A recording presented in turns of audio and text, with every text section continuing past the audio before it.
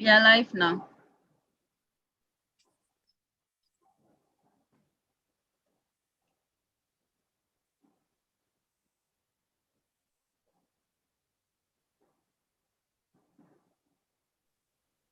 Thank you.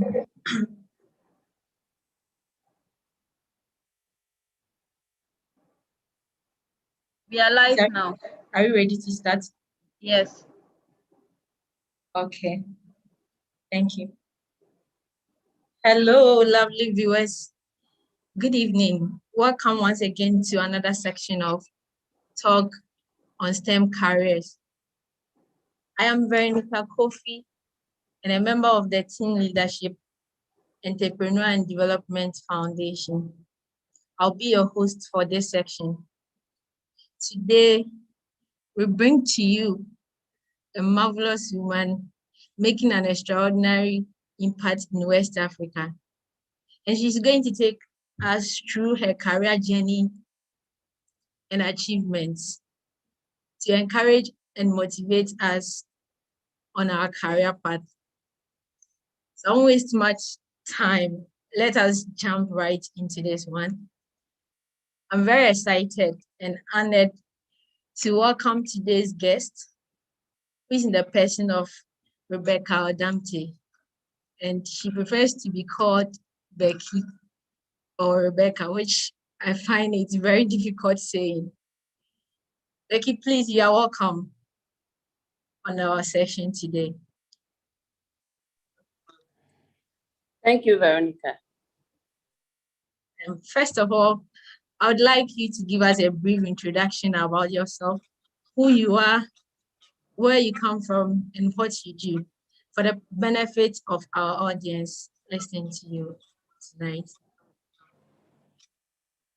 Okay, my name, as you already mentioned, Rebecca Odametey.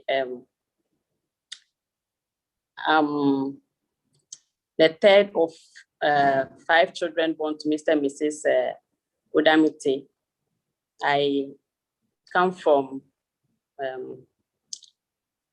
Sempe in the Greater Accra region. So I'm a Ghan.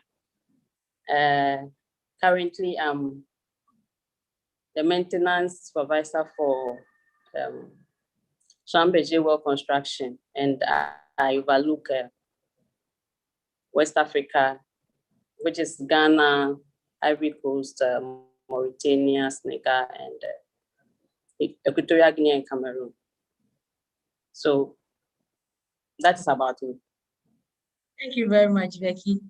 I would like to take you back to your introduction and find a bit more into your background as in growing up, coming from the Greater Accra region. How has life been being the third child of your family?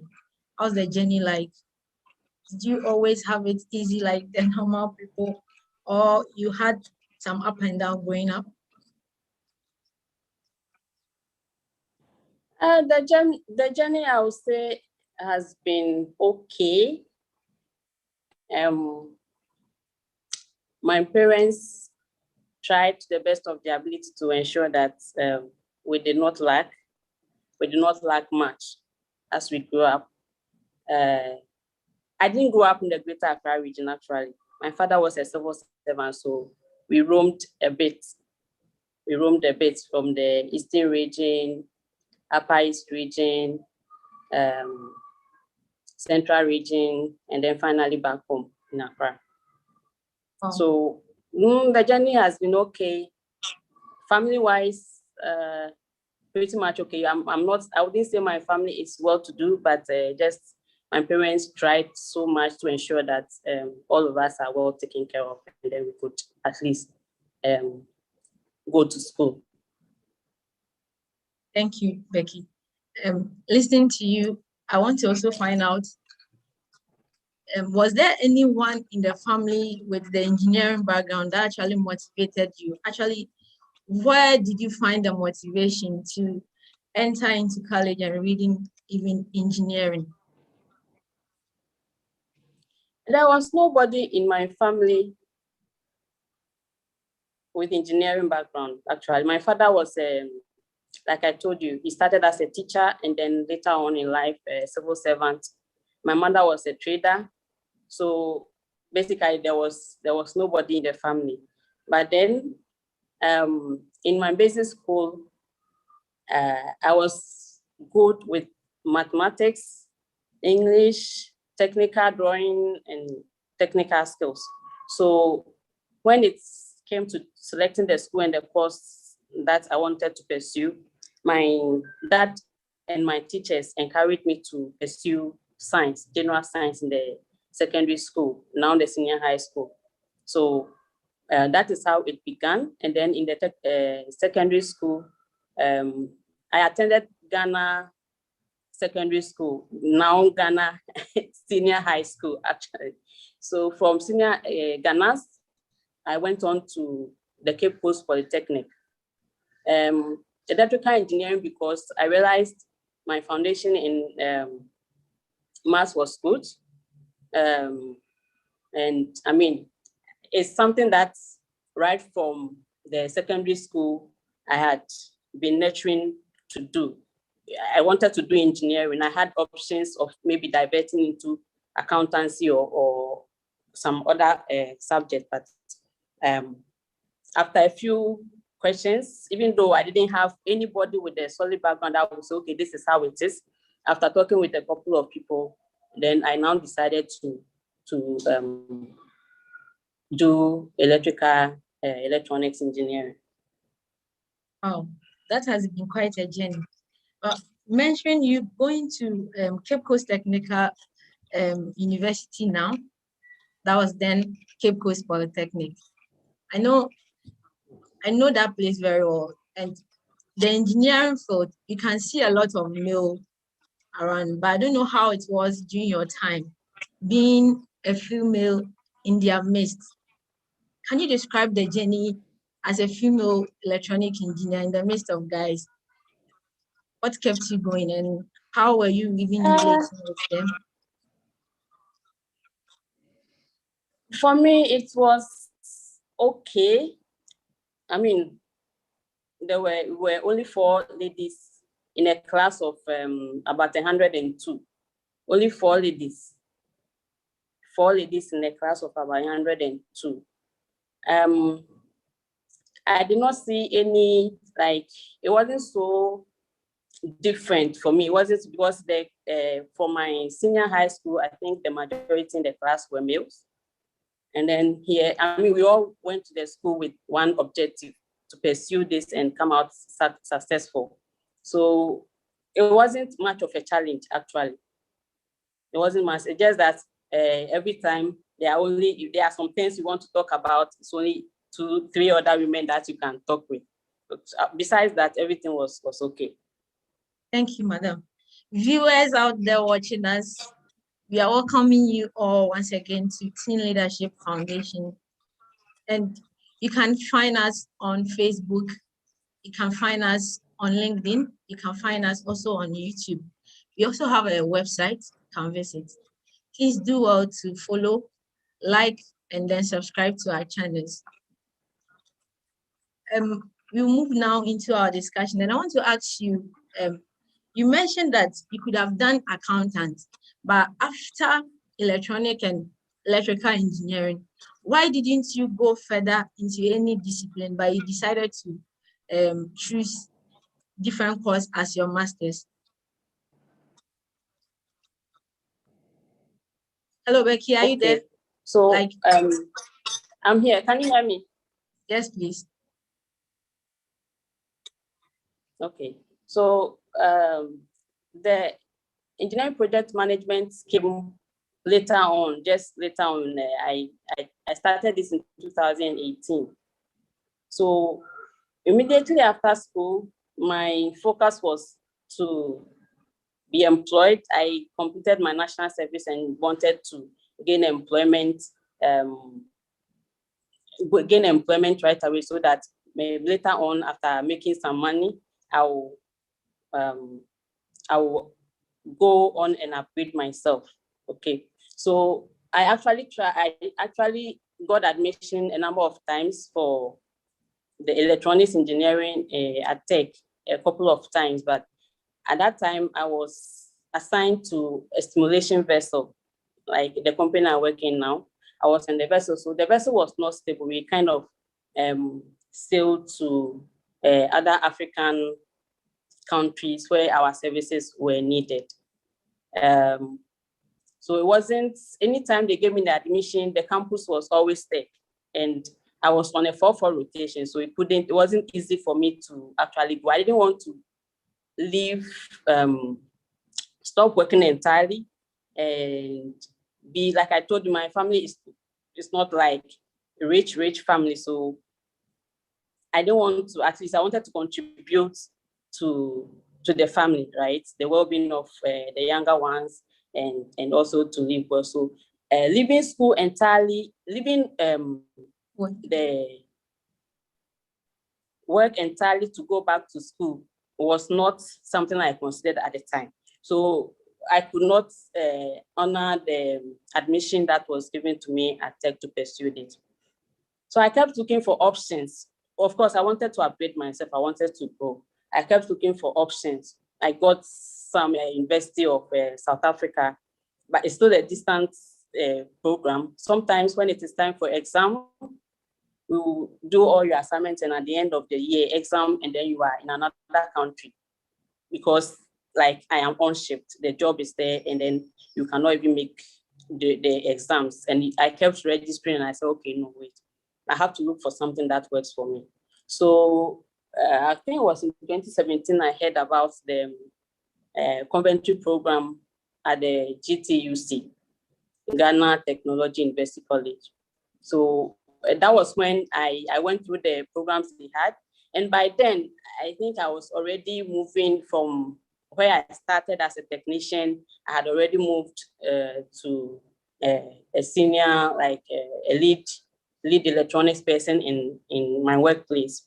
So I was kind of sometimes sitting in for my manager, and I saw myself moving forward, okay? So that was where I decided that, okay, I'm not going back to go and study engineering and then like go into mainstream engineering, but this is the path I am on now.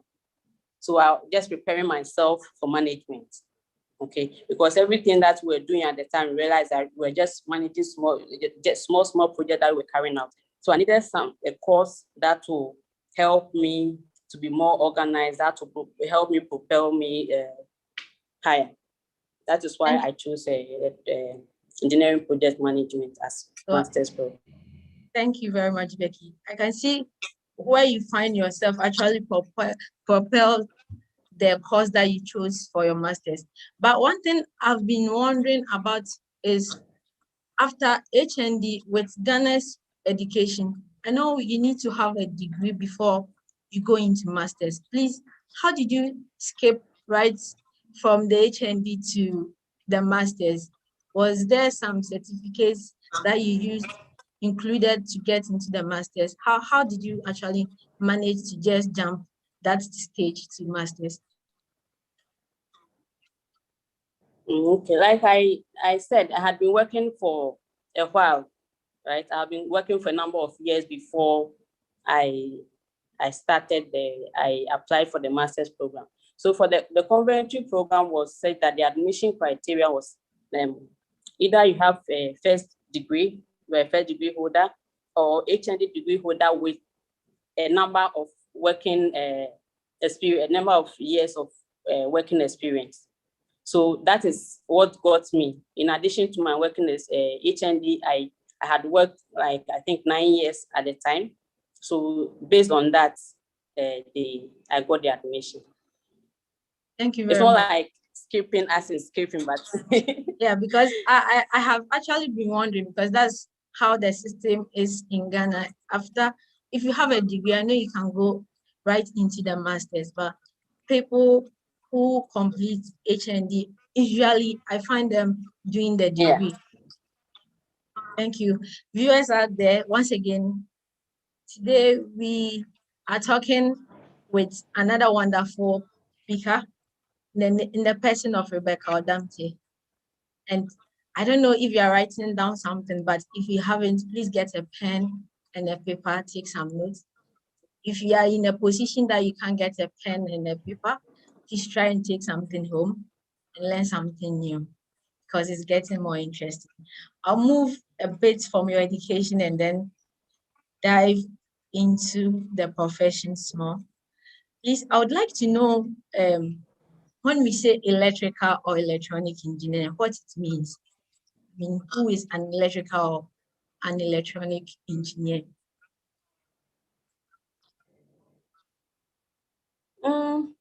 I would say electrical engineering is the branch of engineering that's mainly concerned with how do you call it? Generation and distribution of electricity or electrical power. That is like on the broader level. And I would say electronics engineering is that field which is concerned with how do you call it, the development and application of electronic components and circuits, so to speak. So you see that for most electrical engineers will be in you see VRA, big like power generation. You see people in, like, let's say electric motor, people making electric motors, high voltage applications. And then like the electronic engineering will be like, you see all these components on the phone. We have the motherboard, we have diodes, all those ones. That is where the small difference that I can talk about. That's an enlightenment, because I was also a bit confused between the electrical and electronic. Sometimes I would want to know your role as a maintenance supervisor in your company for West Africa. How is your daily routine like? Because I know you travel a lot. I mean, most of the West African country, I know you've been there, except for Nigeria, if I may ask. So how has your journey been? How did you even end up from that level as an electrical engineer to get to the maintenance supervisory level? Becky, please, are you there? When you say how did you end up, it sounds some way. Okay, so like I told you, I didn't start as like an electrical engineer. Like you rightly said, when you go to the Polytechnic and you come out, it's like the main this you can go into side technician, right? So I was actually employed as a electronic technician for Schlumberger. Okay, so I started as a trainee, and then just through the years, completed my levels and got the promotions: level 1, level 2, level 3, level 4. Okay, and then I'll say I was promoted to the maintenance supervisor. I think I started in January 2019. Yes, that's when officially I started officially in the supervisory role. So in the supervisory role, I have not been traveling a lot, actually. I travel, yes, but not compared to when I was a field technician, going from one rig to another, different countries. My role as the maintenance supervisor is to ensure that when equipment are needed, they are readily available, like on-time delivery of equipment per demand. I hope you get it. Yes, I do. Per demand, like they are readily available, yes. Also, I am responsible for the reliability of all of well construction equipment in my location.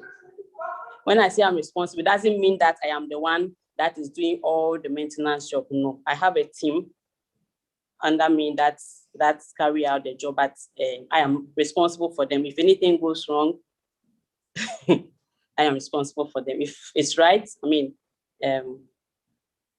it's okay. Also, in every business, you want to see ways and means that you can make profit. One of my duties is to ensure that we reduce the cost of service delivery as much as we practically can. Okay, so we will not have to buy things that we don't need. We will not have to just allow equipment to fail before we spend a lot of money to carry them out, but ensure that the money we use to carry out maintenance is as low as possible. Thank you, Becky. So that is like my function in the home. Hello, viewers. For our interaction to be more wonderful and then interesting, if you have any question and you are joining us here on Zoom, you can raise up your hand and I'll give you the opportunity to ask your question. And also, you can also write or leave your comments in the chat or also ask your question in the chat. Thank you. Now we move on to our questions. Becky, please, you mentioned that you used to travel a lot when you were a technician. And I know all the places or the field, the rigs that you worked on, mostly you find male on the field. So being in that kind of field, what are some of the challenges that you mostly encounter or all the time encounter?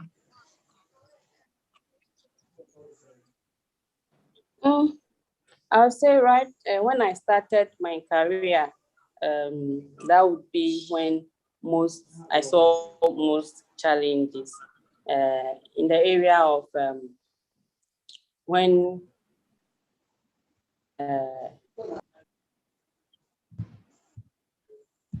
they have to come this task. The first expression is one of like disappointment that, okay, they sent a female here to come and do what? What can a female do actually? Okay. So that was initially, it was so disappointing initially, but then I think that is one area that I try to build on. Once you are able to, I try to, learn as much as I could. Of course, the company that employed me has resources. They give us trainings, they have websites where I can go to the support centers that you need information, you go to. So I learned, I tried to, I could.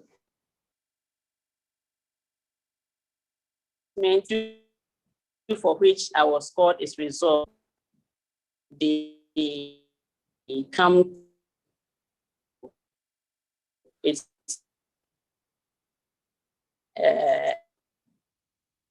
but she was actually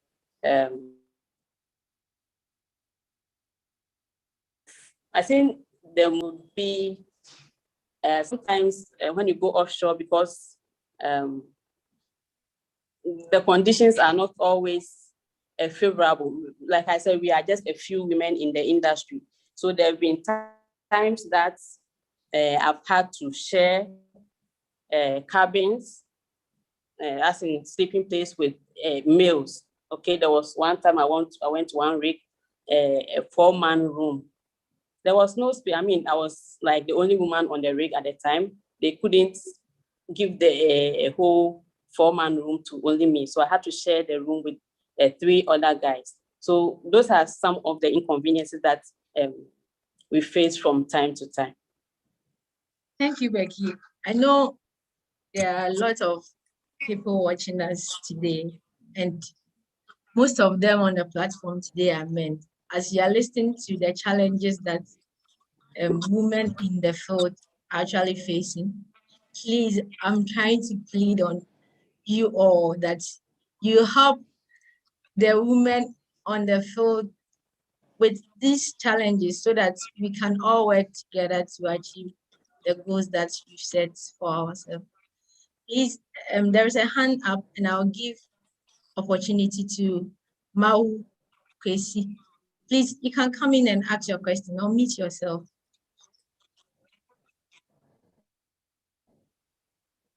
Mau, please ask your question. Okay.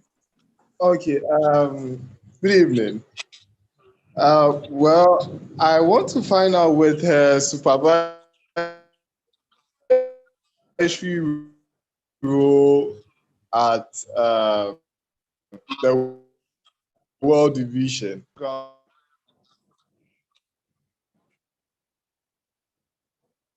In electrical and electronics engineering, various fields under that particular. Hello. Hello, Mau, please come Hello. again. Your line is not clear. Please come again. Okay, I'm saying that with her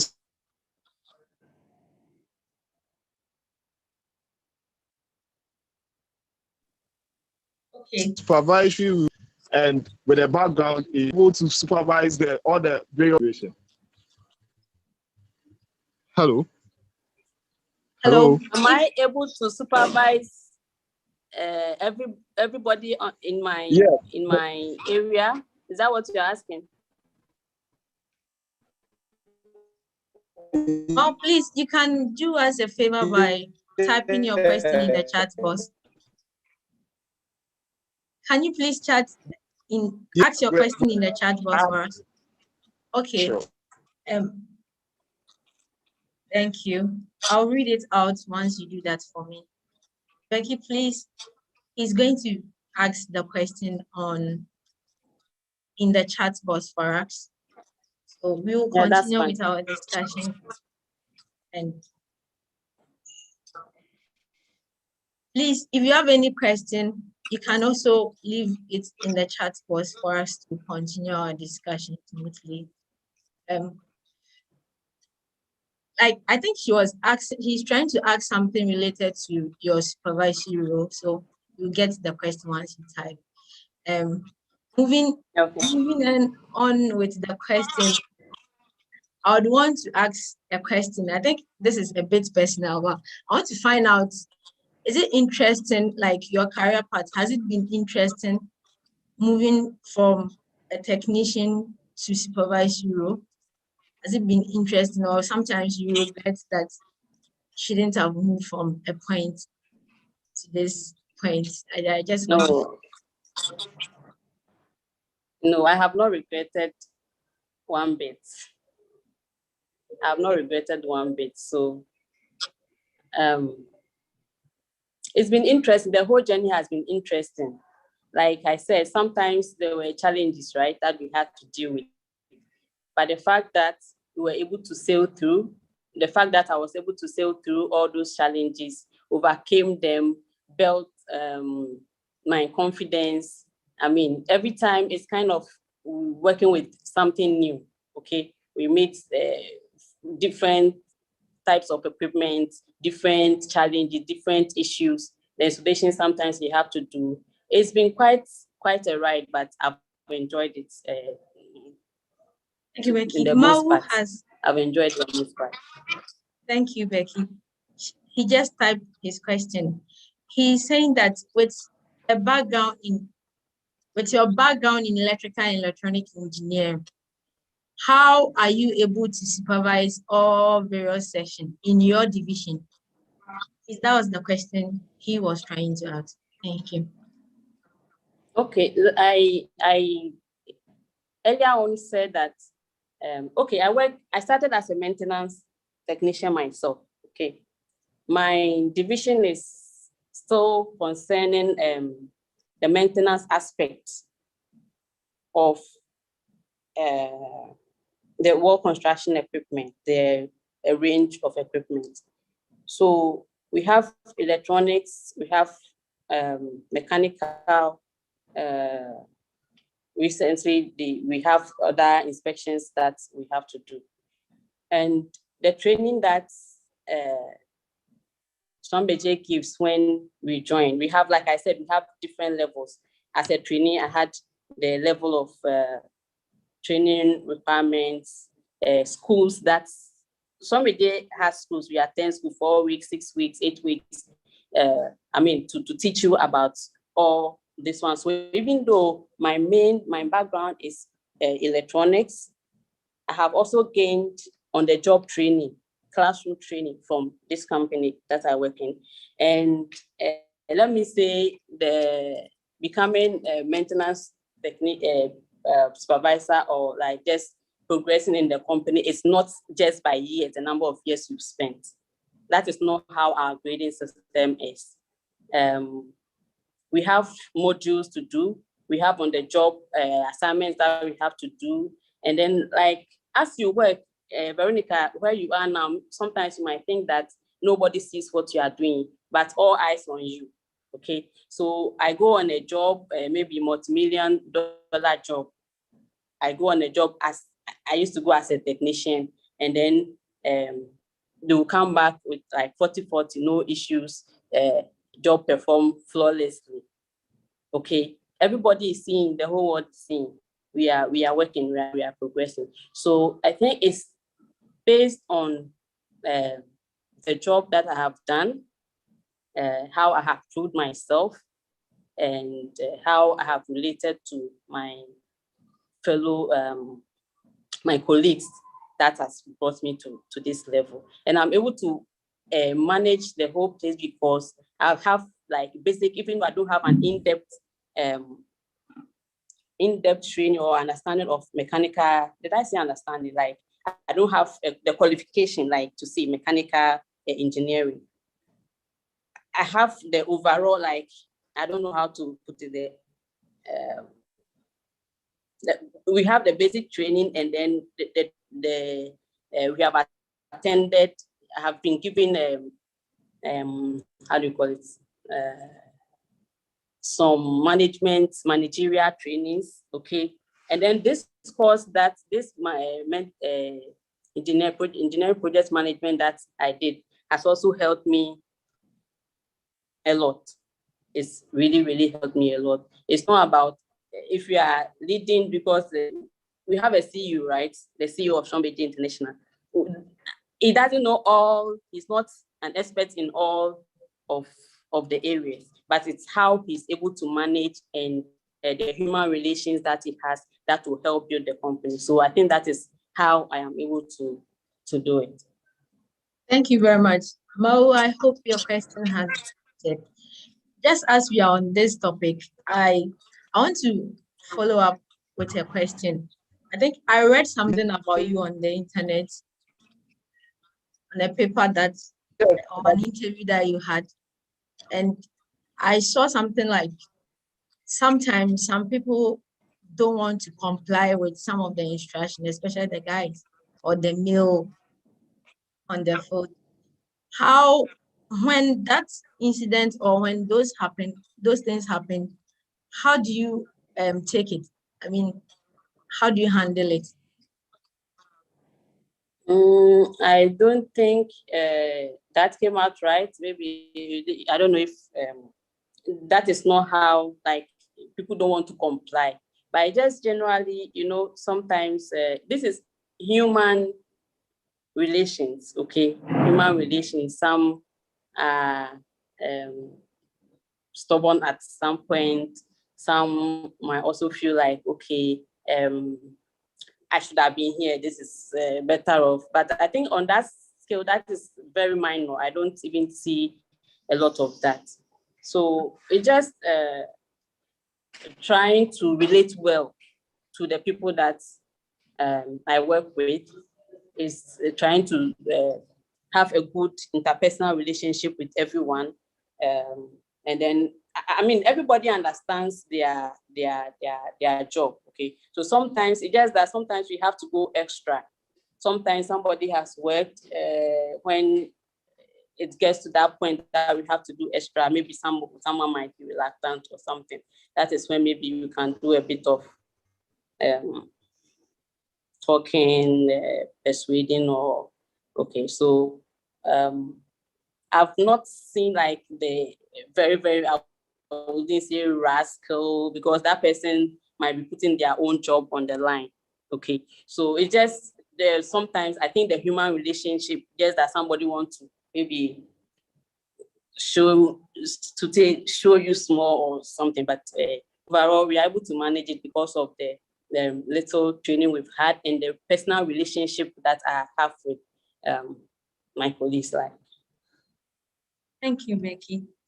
Please, those of you joining us now, this is Teen Leadership Foundation, and you can find us on Facebook, LinkedIn, and YouTube. Please do follow us, like us, and then subscribe to our channel. Actually, we are looking at for our numbers to rise, so please do subscribe if you've not done that. We are talking, or today's topic is you can if you put your mind to. And so far, you've been trying to know who our speaker for today is, what she does, and how she has managed to sail through until this point. Before we move on to our next question, we have a question here on Zoom from Tom Jr. He says, what has been your research interest in the field of electrical engineering? Have you been able to write about it?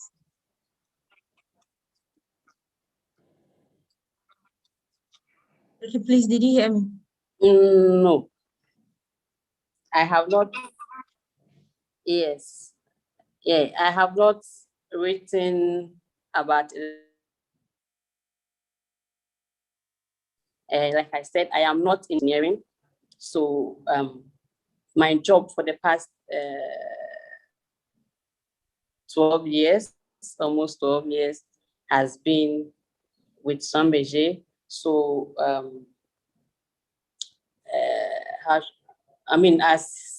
as technology improves or technology comes up, the company also revolves. Okay, so we revolve about, trying to catch up with what is going on now. To better our own understanding, to help us to be able to deliver in our area of expertise. So, thank you. Another person is also asking.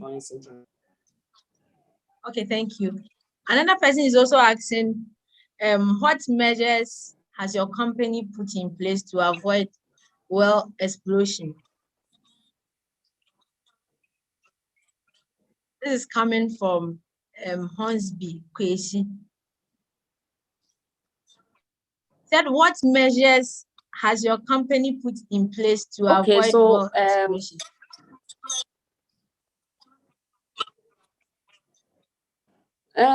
That's, I think, my company, Schlumberger, is not, it's a service. Schlumberger is a service. So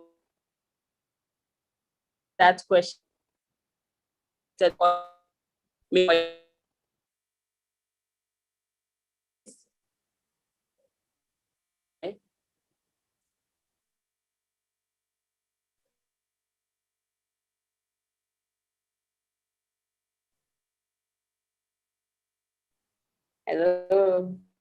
Yeah, your network is very poor now.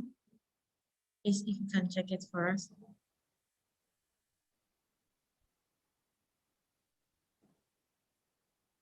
Hello, Veronica. Yes, I'm here, but your network is unstable.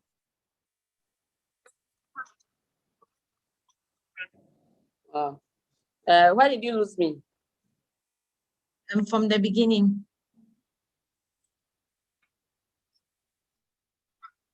Okay, I was just saying that I don't know if I should say the question is misplaced, because my company is Schlumberger is an oil service company. So actually for the well explosion, I mean, everything to do with the wells is the,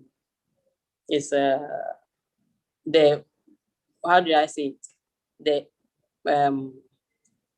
oil company's job. They employ Schlumberger as a company to go and carry out jobs for them. So it is what the oil companies want that we deliver. So I cannot answer that question. Okay, thank you. Please, I hope, Kwesi, you heard the answer. Please, you move on into our discussion since we are behind time. We want to delve right into today's topic. And my first question is, Madam Becky, why did you choose the team you can if you put your mind to it for today's program? Has the team contributed in any way to your life? Yes, it has actually. So I chose that because sometimes it seems some people think that people are born, maybe some people are born intellectuals and others are not. Some people think that, okay, because they are not to do family first class schools, they cannot achieve anything. Okay, so that is the reason why I chose it. Whatever you set your mind to do, I believe you can do it. I have seen it. When I was going through the master's program, it was not easy. I had to combine that with my already hectic schedule. It was really not ready. But because I knew what I wanted to achieve, okay, I had to work extra. I had to make sure that my job, when I go to work, my job is done. Sometimes there were times that we got so busy, I had to even bring work home. And I still had to go and do my assignments, and I actually went to weekend school. So I had to go to school, study for my assignments, still has to ensure that the job that pays me is also done. Okay. So whatever you want to achieve in life, I think the determining for yourself that, okay, I want to do this, I want to be this, is the determination, right? It's the starting point. It's the starting point for you. And then once your mind is made up, and you just make up your mind. And when you went into level 100, you were like, when would this end? I don't know, maybe you asked, I know a lot of people ask themselves that. But then before you know it, it's on the starting point is the big deal. Once you make up your mind, I think that's the number one, make up your mind and then you start. The rest, you put in a little effort, put in all the effort that you can, you will surely get it. Thank you very much. So those of us out there or even here, you are thinking of giving up something that you actually want to achieve. Please, it's not time to give up yet. Keep up and continue moving. You get there. Wow.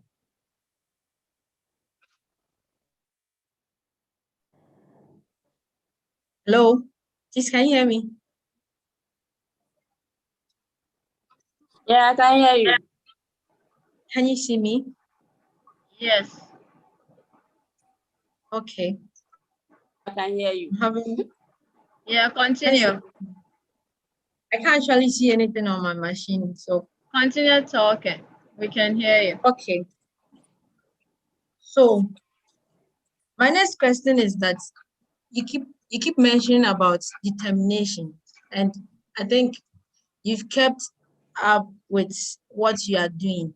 I want to know how you are able to build up this level of confidence. Like, you just wake up one time or you just built it over time?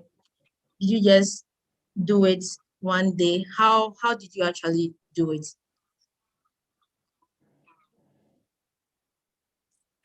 It's one day at a time. I don't think anybody can just get up one day and say they built confidence in this area or in their entire life, just like that. Okay, so it's over time. Over time, doing what you know how to do, doing it well. If there is anything that you think you are not confident about, you want to know.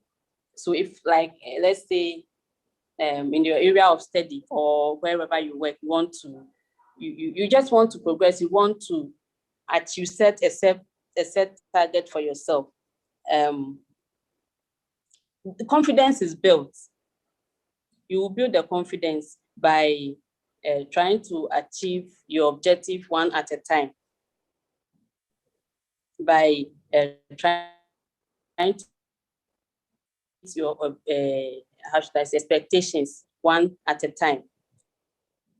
Building yourself, by building yourself little by little. When I started, like I told you, when they said, okay, this electronic technician is coming to the rig to carry out some maintenance, or sometimes in the simulation team, we move as a group, and then they see that, okay, this is the electronic technician. Somebody will just look at you like this, like it's so odd.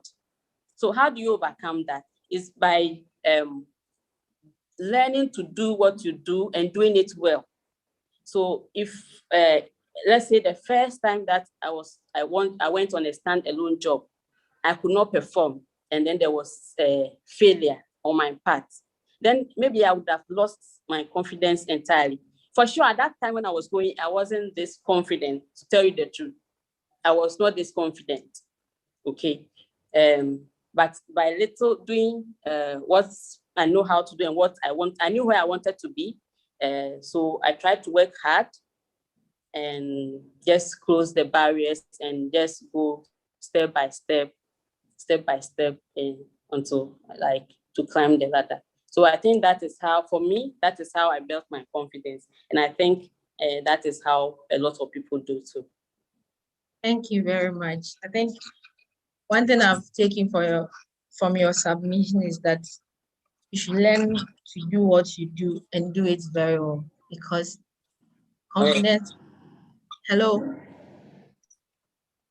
Yes, I can hear you. I can see you. I think someone is up. I can't see anything on my screen actually, so I don't know if someone wants to ask a question. If someone wants to ask a question, Sister Gay, please do what to let us know and read it for us, because I can't see my screen at the moment. There is nothing happening on my screen. But if audience out there can see, that's okay. Like I was saying, I would want to continue with my questions and ask a question which is very dear to me, because as a lady or a female, one at a point in life, I might actually need this submission. And once I keep it today, I'll take it up when I get there.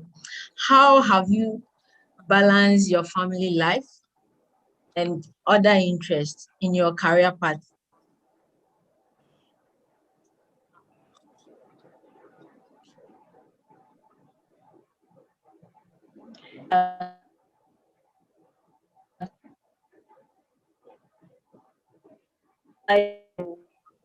Make your way.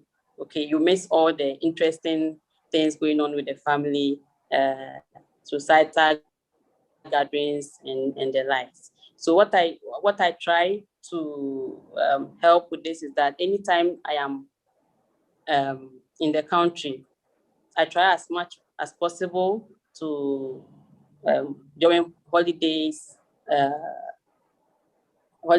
weekends, my vacations, that I can spare to spend quality time with the family.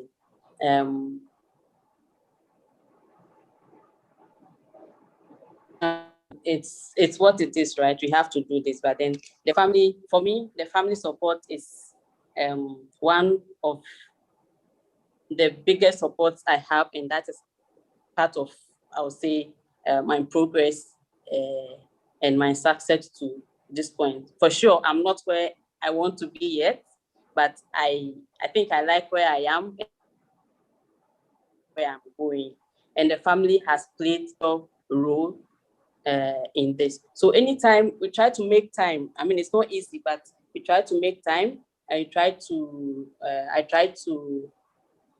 stay in touch with the family. You get whatever is going on, whatever you have missed, they can feed you. When I get back home, I join the family, and then, I mean,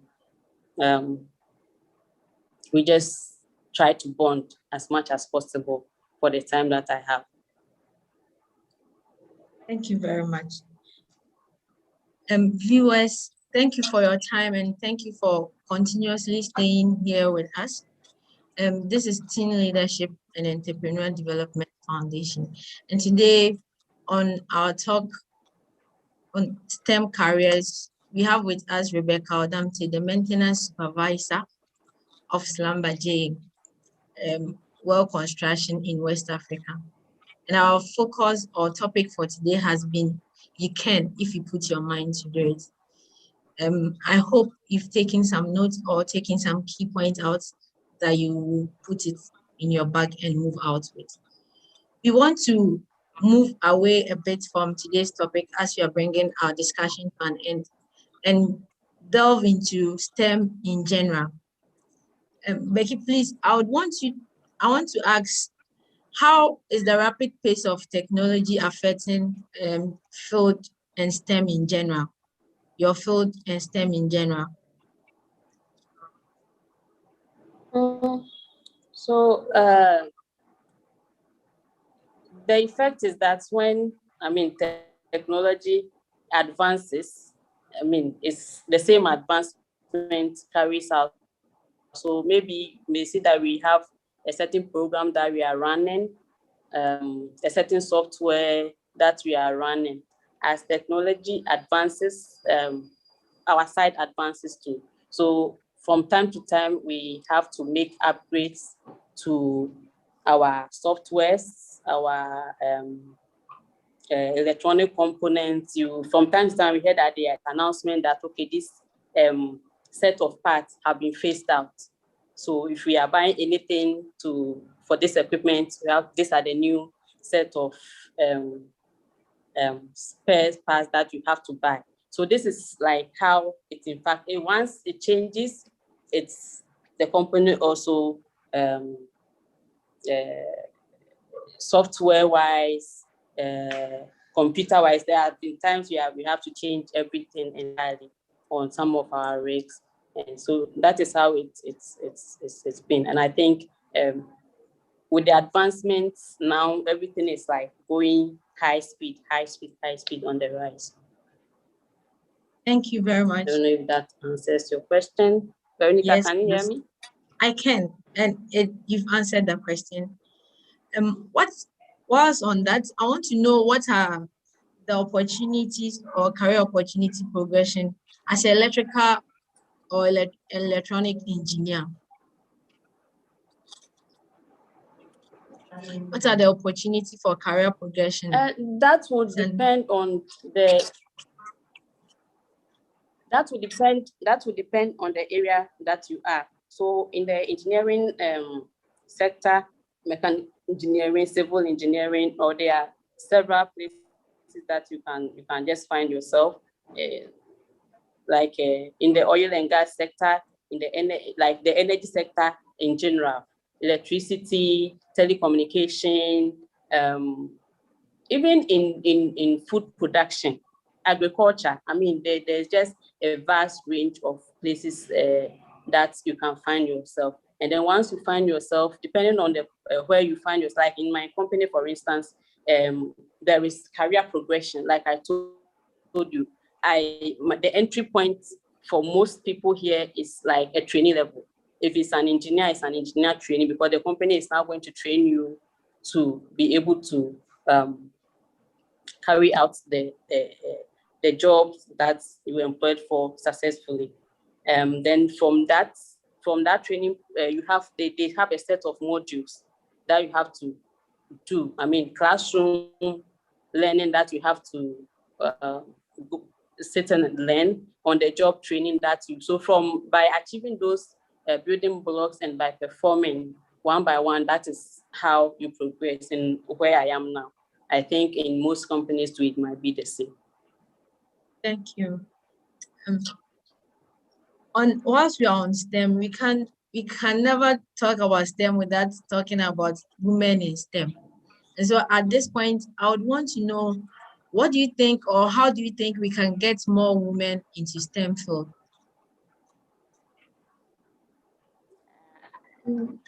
That is an interesting one. One of the areas is through the programs that you organize. So you are organizing people that have already started, that are in the course, that are actually pursuing STEM programs or are in STEM fields. Okay, so by interviewing more of these people, and then the younger ones seeing those, and they know that, okay, this is not a scary area per se. One woman has made it, so I also can make it. I also can make it. You are doing well. There are a lot of programs I'm seeing now. Is it Energy Quest, GIST with a former colleague of mine, or Ohima Eje Ando, and the likes of such programs. It's like you are exposing the whole STEM field to everybody that cares to listen, right? That cares to know.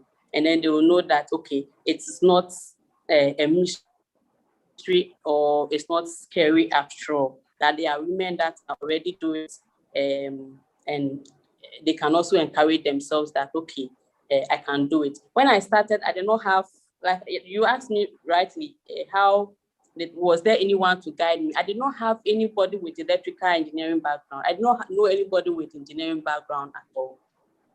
Okay, but now, by doing these programs, the younger ones know that, okay, there are people they can actually talk to. If they come to you for advice, you know where to direct them to. You yourself, being a female in STEM, you can advise them. For the ones that you think that you can even direct them to. I mean, so all the women, that's all the programs we are holding, I say keep it, and I think it will make the impact. It will encourage a lot of females to come into the STEM field. Thank you, Becky. I know there are so many fields in STEM that you can find very few ladies. I know our time is fast spent, but I want to ask these last two questions before we end. What do you think female engineers can do to fill low leadership gap in oil and gas industry and STEM as a whole? I mean, leadership role in the field. What do you think women engineers can do to fill that gap? Yeah, so the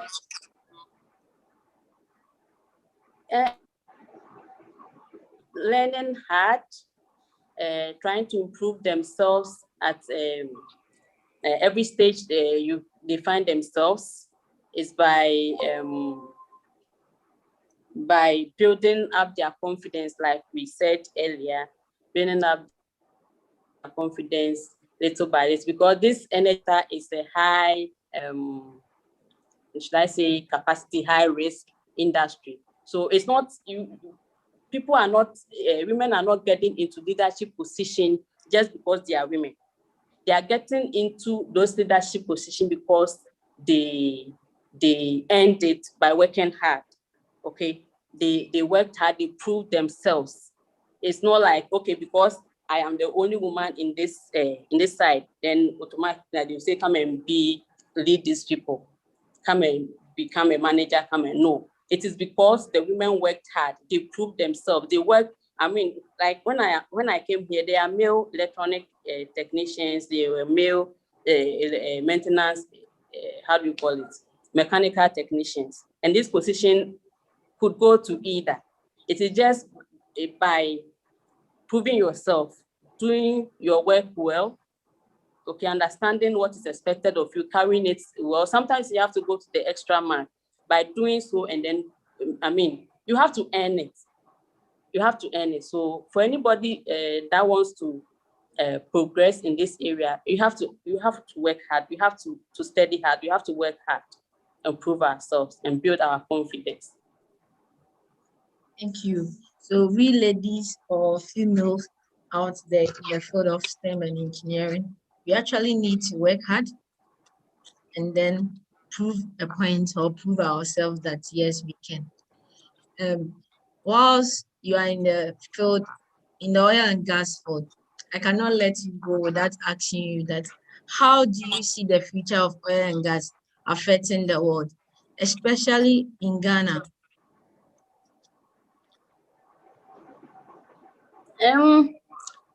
Whatever effect the oil and gas industry has, it's worldwide, like it impacts everybody. So now we see like when COVID arrived, whether it's visiting, came to stay for a while. So when COVID came, we saw, I mean, the impact, everything like kind of shut down. What do you do? It's not only Ghana that is affected, it's not only the US, everybody is affected. And to tell you that a lot of people were laid off because there are no jobs. The oil companies shut down. They release people. Service companies, what do? They release people. But a lot of people in the energy sector just had to. So the impact is not like in Ghana. Whatever, if the oil price, if oil performs well and increases, I mean, you are in Ghana, everything, it affects everything in Ghana. If it decreases too, everything is impacted. So I think it's a universal thing. Thank you very much. I hope as we come to the end of our session today, I hope someone has been motivated and encouraged, and you've learned something new today, especially those of us who don't know anything in the energy sector. Before I let you go, I would want to ask if you had a chance to leave one message on a billboard for the world to see, what would be that message you would want to leave?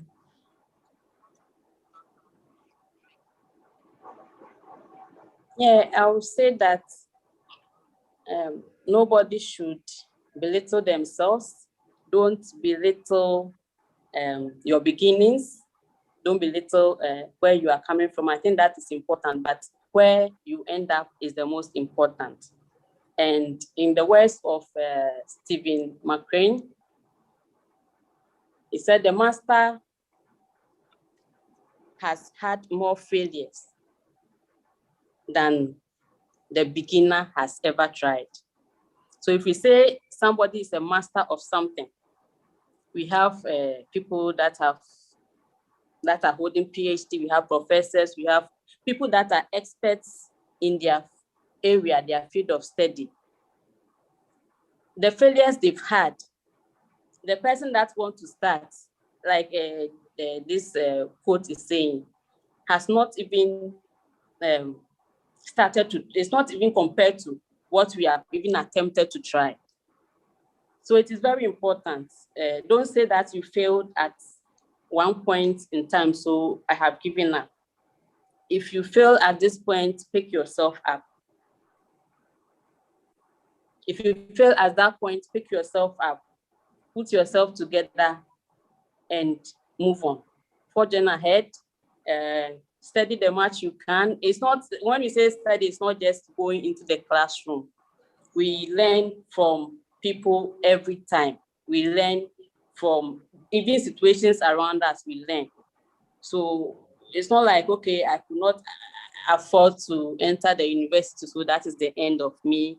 I didn't get this employment that I was hoping I would get, so that's the end of me.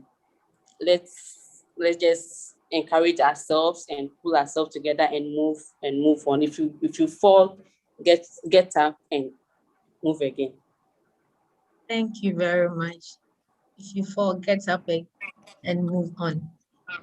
Viewers, it saddens me that I'm coming to end today's discussion, but we have to go. Becky, please, before we go, if someone out there wants to reach out to you in any case regarding mentorship or even coaching, how can someone out there reach out to you? Can somebody contact you? On my, I don't know if it's possible to display my WhatsApp number and by Gmail. I am on Facebook. My name is the same on all the social medias, on Twitter, on Instagram, on Facebook. It's the same name. So you look for Rebecca Odametey on WhatsApp. I say WhatsApp, on Facebook, on Twitter, or on Instagram. You can find me. My phone number is, you can find me on all those platforms. Thank you very much. We want to thank you for sharing with us your success or your career journey with us. And we really want to wish you all the best in the journey and every endeavor. Thank you. Once again, thank you very much. Thank you for having me. Becky, please, I think you'll be with us a bit for us to have an interaction with you, even as we go off the recording. And okay, if you want to interact with you, stay with us for 5 minutes or 2 minutes to get some few questions behind the scenes. That's fine. And viewers out there, I want to thank you everyone for coming on board today and for even listening to us. I hope you enjoyed today's section of Talk on STEM Career. Please, you can find us Teen Leadership and Entrepreneurial Development Foundation on Facebook, LinkedIn, Instagram. Also, we are on YouTube, as well as we have a website that you can actually go on to see our content. Please do like our Facebook, things that we put on Facebook. Also subscribe to our YouTube channel and LinkedIn activities.